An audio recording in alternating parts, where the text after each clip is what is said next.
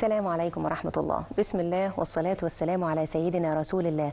اللهم علمنا ما ينفعنا وانفعنا بما علمتنا وزدنا علما.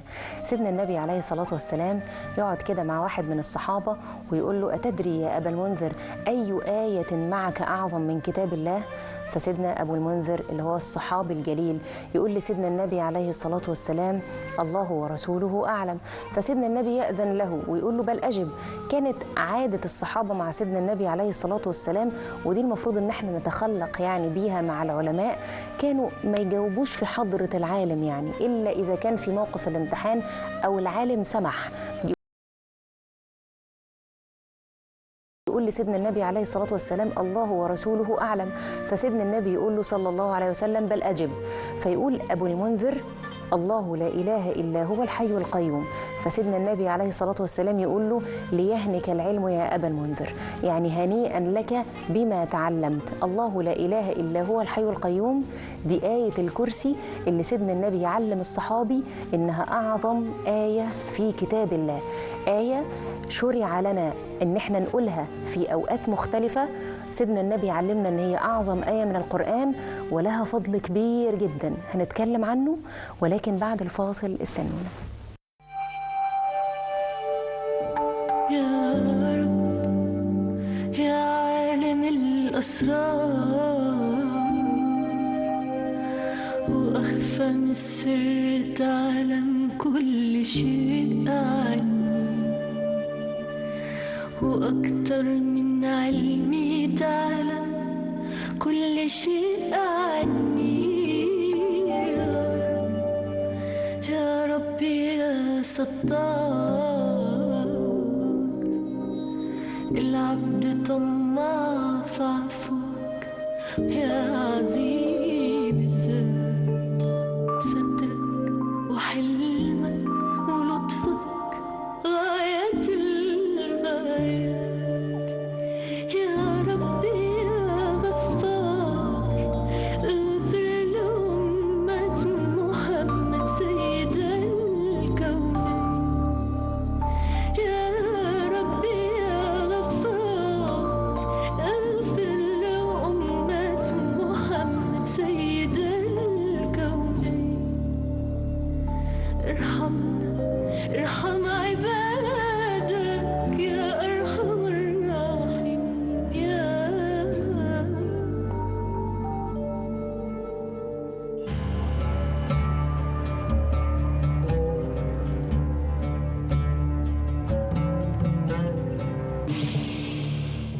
بسم الله مكملين، ورجعنا لحضراتكم بعد الفاصل وبنتكلم عن فضل آية الكرسي اللي سيدنا النبي عليه الصلاة والسلام يعلم الصحابي الجليل إن هي أعظم آية في كتاب الله.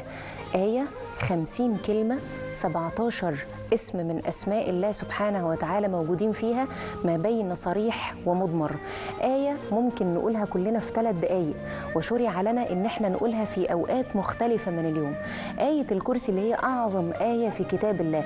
ربنا سبحانه وتعالى يعني القرآن كله كلام الله سبحانه وتعالى، ولكن القرآن فيه سور مفضلة على سور، زي مثلا سورة الفاتحة وهي أعظم سورة في القرآن. سيدنا النبي عليه الصلاة والسلام يقول لنا عن بعض السور إن لها فضائل، زي سورة البقرة مثلا. سيدنا النبي عليه الصلاة والسلام يقول إن أخذها بركة وتركها حسرة ولا تستطيعها البطلة، دي سورة البقرة. ويعني سيدنا النبي كمان يعلمنا في حديث آخر إن الشيطان يفرق من البيت الذي يقرأ فيه سورة البقرة. يفرق يعني يهرب أو يفر من البيت اللي بتتقري فيه باستمرار سورة البقرة. عشان كده حبايبي اللي بيجوا دايما يسألوني يعني عن إن هم بيحسوا بحسد في البيت أو نكد أو غيره، دايما بنصحهم بسورة البقرة، لا تستطيعها البطلة. وسيدنا النبي يقول لنا إن تركها حسرة، إن أخذها بركة وتركها حسرة ولا تستطيعها البطلة.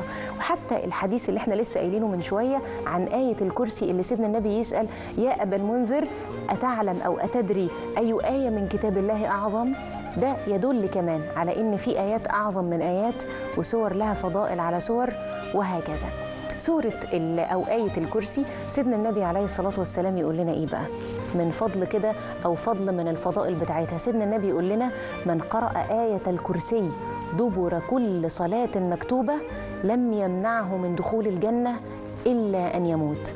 حضرتك بعد ما بتصلي الصلاة المكتوبة ظهر عصر مغرب بتقعد بس كده من ضمن أذكار اللي احنا بنقول بنختم الصلاة بيها، يعني الأذكار اللي بعد الصلاة تقول آية الكرسي: لم يمنعه من دخول الجنة إلا أن يموت. انت بينك وبين الجنة انك انت حي والجنة في الآخرة، بس كده. بس يعني مفيش أعظم من كده، إن إنسان حكم له أنه من أهل الجنة وهو على الأرض. لم يمنعه من دخول الجنة إلا أن يموت. ده بس إنك تقولها بعد الصلاة المكتوبة، حافظ عليها، هتفرق كتير جدا في حياتك. ويحكي لنا سيدنا أبو هريرة رضي الله عنه قصة كده. يقول لنا سيدنا أبو هريرة رضي الله عنه: وكلني رسول الله صلى الله عليه وسلم بحفظ زكاة رمضان. سيدنا النبي يستأمن سيدنا أبو هريرة على الحبوب والطعام اللي بتيجي في زكاة رمضان. يقول سيدنا أبو هريرة: فأتى آت يحثو الطعام. واحد كده سارق جه بالليل وقعد يتحسس الطعام، عايز يسرق منه. فيقول سيدنا أبو هريرة: فأخذته وقلت له: والله لا أرفعنك إلى رسول الله، أنا هروح بيك لسيدنا النبي هو اللي يحكم بقى، أنت واحد عايز تسرق من الزكاة اللي جاية للناس. فقال له هذا الرجل، قال له: والله إني فقير ولي حاجة. فيقول سيدنا أبو هريرة: فتركته. فيصبح سيدنا أبو هريرة الصبح وسيدنا النبي عليه الصلاة والسلام يقول لهم كده بعد الصلاة: يا أبا هريرة كيف أصبح أسيرك؟ الأسير اللي كان عندك بالليل عملت معاه إيه؟ فسيدنا أبو هريرة يقول لسيدنا النبي عليه الصلاة والسلام: والله يا رسول الله قال لي إنه فقير فتركته. فسيدنا النبي عليه الصلاة والسلام يقول له: إنه لكذوب وإنه سيعود. يقول سيدنا أبو هريرة: فعرفت أنه سيعود، فعرفت أنه سيعود. فيستنى سيدنا أبو هريرة، وبالفعل يجي مرة تانية هذا السارق، يقول برضو جه يتحسس الطعام وعايز يسرق منه بتاع الزكاة. فسيدنا أبو هريرة يقول: فأخذته وقلت له: والله لأرفعنك إلى رسول الله. فللمرة التانية يقول له: إني فقير ولي حاجة. فسيدنا أبو هريرة الرحيم يتركه لوجه الله. وسيدنا النبي عليه الصلاة والسلام يصبح الصبح ويقول لسيدنا أبو هريرة: ما فعلت بأسيرك البارحة؟ فسيدنا أبو هريرة يقول: والله يا رسول الله قال لي إنه فقير فتركته. فسيدنا النبي يقول له: إنه لكذوب وإنه سيعود. ويرجع للمرة الثالثة ويمسكه بقى هذا، يعني يمسك بيه السارق ده سيدنا أبو هريرة، يمسكه ويقول له: والله إني لأرفعنك إلى رسول الله. فيقول له: لا لست عائدا مرة أخرى، مش هعود مرة تانية، مش هرجع. فسيدنا أبو هريرة يحكي بقى ويقول إيه؟ قال لي: إني أعلمك كلمات. مين اللي بيقول؟ السارق اللي جاي يسرق، جاي يعلم سيدنا أبو هريرة كلمات، يقول له: إني لأعلمك كلمات تنفعك. فطبعا الصحابة كانوا بيفرق معهم، أو أي حد هينفعني بشيء حتى لو كان لص أنا ممكن أسمعه. فيسمعوا سيدنا أبو هريرة ويقول له: إني أعلمك كلمات لو قلت أو لو قرأت بالليل الله لا إله إلا هو الحي القيوم، آية الكرسي، لا يزال عليك من الله حافظ حتى تصبح، ولن يمسك شيطان حتى تصبح. ويجي سيدنا أبو هريرة لسيدنا النبي عليه الصلاة والسلام في الصباح، وسيدنا النبي يقول له: ما فعلت بأسيرك البارحة يا أبا هريرة؟ وسيدنا أبو هريرة يقول لسيدنا النبي عليه الصلاة والسلام: والله يا رسول الله إنه قال لي كذا. ويحكي سيدنا أبو هريرة على اللي قاله اللص. فسيدنا النبي عليه الصلاة والسلام يقول له: صدقك وهو كذوب. أما علمت يا أبا هريرة من الذي تكلم معك هذه الأيام الماضية يعني؟ فسيدنا أبو هريرة يقول له: من يا رسول الله؟ فيقول له سيدنا النبي عليه الصلاة والسلام: إنه الشيطان. الشيطان اللي كان بيتمثل في صورة إنسان ويأتي لسيدنا أبو هريرة، وسيدنا النبي يقر هذه الكلمات اللي هي إيه بقى؟ لو قال الإنسان، يعني لو قلت الله لا إله إلا هو إلى آخر الآية، يحفظك الله سبحانه وتعالى، لا يزال عليك من الله حافظ حتى تصبح، ولن يمسك شيطان. يعني إيه لن يمسك شيطان؟ يعني ما فيش بالنسبة لك كوابيس مزعجة، ما فيش أرق ولا قلق بالنسبة لك هيحصل، الشيطان هيبعد عنك تماما، بل بالعكس ده انت ربنا هيحفظك ويبقى عندك ملك حارس لحد ما تصبح الصبح. هنكمل موضوعنا عن فضل آية الكرسي، ولكن بعد الفاصل استنوني. بدعيك يا رب بكل اسم ذكرته في القرآن، تنعم عليا برحمتك وبنعمة الغفران، من كل ذنب عملته يوم وبقيت عليه ندمان، من قلبي طالب جنتك اقبلني يا رحمن.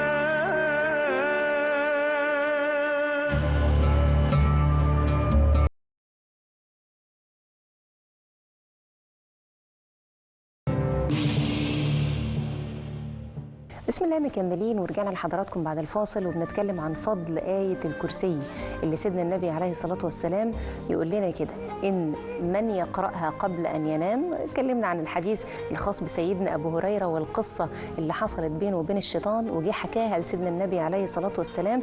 وسيدنا النبي يقول لنا إن يعني إذا أويت إلى فراشك وقلت آية الكرسي أو قرأت آية الكرسي لا يزال عليك من الله حافظ حتى تصبح ولن يمسك شيطان حتى تصبح. الناس اللي بتشتكي من القلق وبتشتكي من الأحلام المزعجة والكوابيس، الناس اللي دايما عندها إحساس بإن هي محسودة أو إن في شيطان مرافق ليها والعياذ بالله أو كذا، آية الكرسي. آية الكرسي أعظم آية في كتاب الله.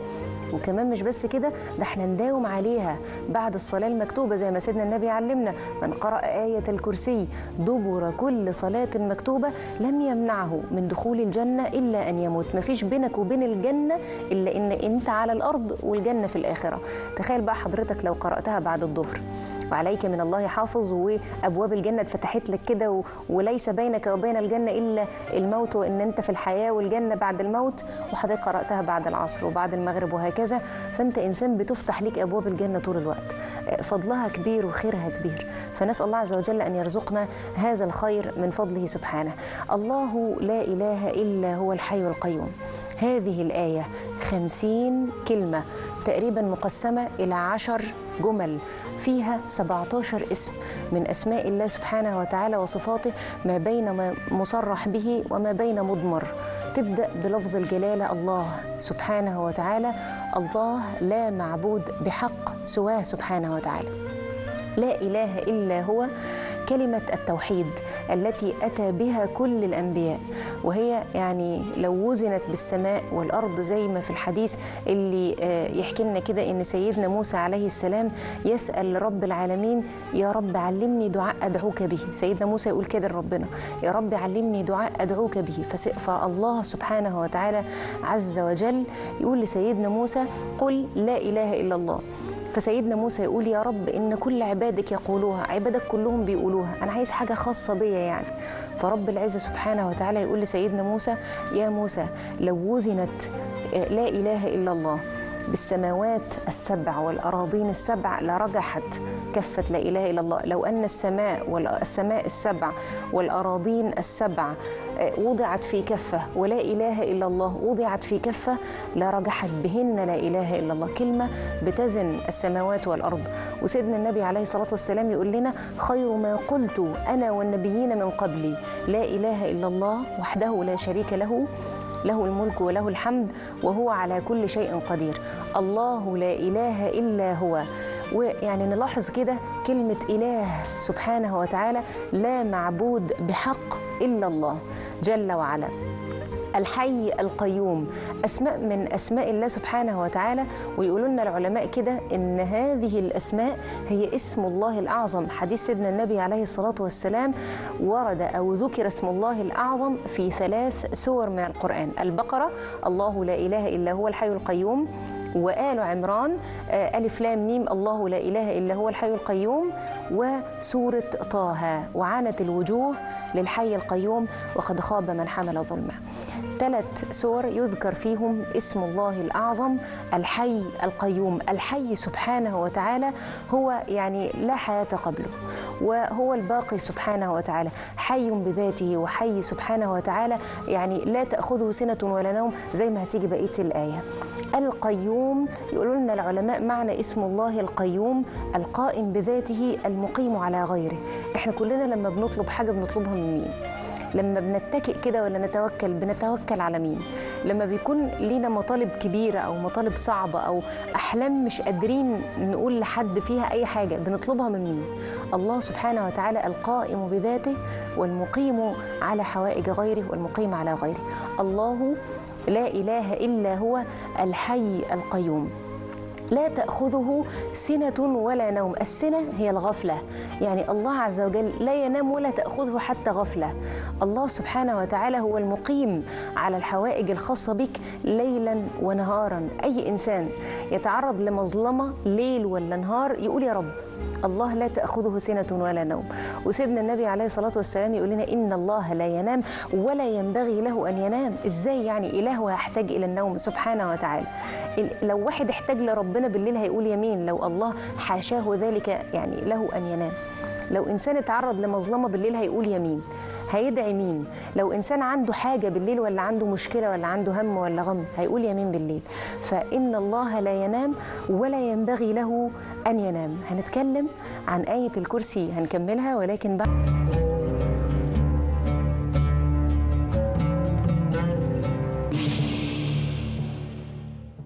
بسم الله مكملين ورجعنا لحضراتكم بعد الفاصل، وبنتكلم عن آية الكرسي، أعظم آية في القرآن زي ما علمنا سيدنا النبي عليه الصلاة والسلام. واتكلمنا قبل الفاصل إن القرآن الكريم كله كلام الله سبحانه وتعالى، ولكن في سور لها أفضلية، وفي آية اللي هي أعظم آية في كتاب الله كلها حاجات إحنا اتعلمناها من سيدنا النبي عليه الصلاة والسلام. آية الكرسي اللي افتتحت بقول الله عز وجل: الله لا إله إلا هو الحي القيوم لا تأخذه سنة ولا نوم لا تأخذه غفلة. السنة هي الغفلة، وحتى ولا غفلة ولا نوم عميق. وسيدنا النبي يقول لنا إن الله لا ينام ولا ينبغي له أن ينام، له ما في السماوات وما في الأرض. حضرتك عارف يعني إيه السماوات؟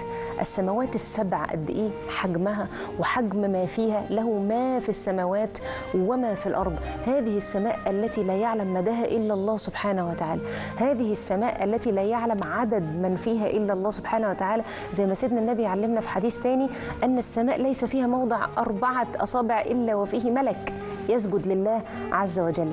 هذه السماء التي لا نعلم مداها ولا سمكها ولا الفرق بين كل سماء وأخرى، كل ده إحنا لا نعلمه ولا يعلم عظمته ولا جلاله إلا الله عز وجل سبحانه وتعالى. وما في الأرض، يعني هذه الأرض كمان اللي إحنا ويخلق ما لا تعلمون، ما فيها من إنس وجن وجبال وأشجار ومخلوقات وحشرات وحيوانات وغيرها، أشياء لا نعلم مداها ولا نعلم بشكلها ولا نعرف كينونتها بالليل وبالنهار. مخلوقات الليل غير مخلوقات النهار، مخلوقات شرسة ومخلوقات ممكن تكون أليفة وغيره وغيره. كل هذه الأشياء لا يعلم بها ولا يعلم بعددها ولا بعظمتها إلا الله، كلها ملك لله. له ما في السماوات وما في الأرض. من ذا الذي يشفع عنده إلا بإذنه. الشفاعة هي الوساطة، يعني إن إحنا إنسان يشفع لحد إنه بيتوسط ليه. الشفاعة يوم القيامة مش هتكون بس لسيدنا النبي عليه الصلاة والسلام، رغم أن سيدنا النبي طبعا صلى الله عليه وسلم هو اللي هيشفع لنا الشفاعة الكبيرة بقى عند رب العالمين يوم قيام الساعة، يوم عظيم وفيه هول رهيب. سيدنا النبي عليه الصلاة والسلام يعرفنا إنه يوم صعب جدا. الناس هتقوم كده يوم القيامة والأمر صعب، والشمس تدنو من الرؤوس والناس غرقانة في عرقها، ويبدأوا يروحوا للأنبياء واحد واحد، وكل واحد من الأنبياء يقول لهم نفسي نفسي، الأمر مش بإيدي النهاردة، أنا ما أقدرش أتحكم في أي شيء النهاردة. وبعد كده الناس هتبدأ تروح لسيدنا النبي عليه الصلاة والسلام. سيدنا النبي عليه الصلاة والسلام يخر ساجدا تحت العرش، ورب العزة سبحانه وتعالى يعني ينادي عليه: يا محمد يا محمد سل تعطى واشفع، ارفع رأسك وسل تعطى واشفع تشفع. سيدنا النبي يبدأ الشفاعة العظمى بس عشان الناس تبدأ الحساب. ويوم القيامة الشفاعة دي هتبقى شفاعة لجميع المخلوقات، المؤمن وغير المؤمن. هيشفع سيدنا النبي عليه الصلاة والسلام للبشرية كلها عشان بس يبدأ هذا اليوم العصيب وهذا اليوم الصعب جدا طبعا على غير المؤمنين. على الكافرين غير يسير، يعني أو هيكون يسير على المؤمن، يعني أو كما قال الله وكما قال سيدنا النبي عليه الصلاة والسلام. الشاهد إن من ذا الذي يشفع عنده إلا بإذنه. شفاعة سيدنا النبي والملائكة كمان هيكون لها شفاعة، والشهيد له شفاعة، وحامل القرآن له شفاعة، لكن مفيش حد هيشفع إلا بإذن من رب العالمين. آية الكرسي أعظم آية في القرآن، هنكمل كلامنا عنها ولكن بعد الفاصل. استنونا.